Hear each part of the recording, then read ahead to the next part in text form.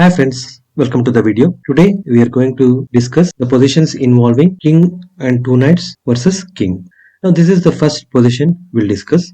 Here what we see is the black king is almost pushed to the corner. What I suggest is please arrange this position on the board, analyze in detail and come up with the answer whether you can checkmate with two knights. If not, what is the reason? Right, let us start with nf6 check. So here the black king has two moves, kh8 and kf8. If black king moves to kh8, nf7 is a checkmate. If black king moves to f8, there is no forced way of checkmate. That means to say with two knights, it is not possible to force checkmate. Unlike two bishops where we can force a checkmate. Now let us look at what is the problem. Here the problem is we are not able to force the king to h8 because he has a square f8 where the king can escape. So let us try first cutting off the f8s. 96 forced move. Now if you move knight f6, because he does not have any moves, it is a stalemate. So that means with two knight it will be a stalemate. So now let us think under what circumstances can we win.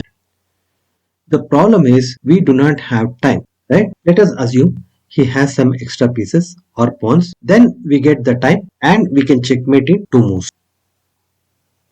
Knight d8, knight f7. So from this position, the two things we can conclude is with proper defense, it is not possible to checkmate with two knights. However, if we are given the time because he has some extra pieces or pawns, then it is possible to give a check. Right. Now let us see the next position. So before that, I'd like to request to subscribe to the channel if you are not subscribed. Now this position, again, I would like to request you to arrange this position on the board and come up with the moves and see if you can checkmate and the reason why. So this position is an endgame study by Trotsky. Trotsky was a famous Russian chess theoretician. He is considered as one of the most famous composer of chess endgames. Unfortunately, he died of starvation during the World War II, and because of that, lot of the latest studies were lost. So there are three books which are released based on his studies. The first one, I suppose it's a German. Basically, it is known as 500 Endspielstudien because the name Endspielstudien is a German word. I suppose it's a German and it was released in 1920s.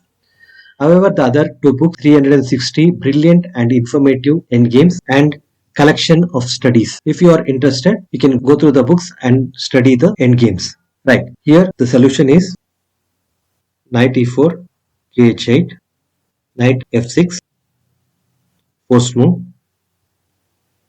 knight e7, promotes the queen. Unfortunately, it is a check. Similarly, let us say in this position, if he moves d2, gives check, this is forced. Knight e7 promotes to the queen and knight g6 checkmate.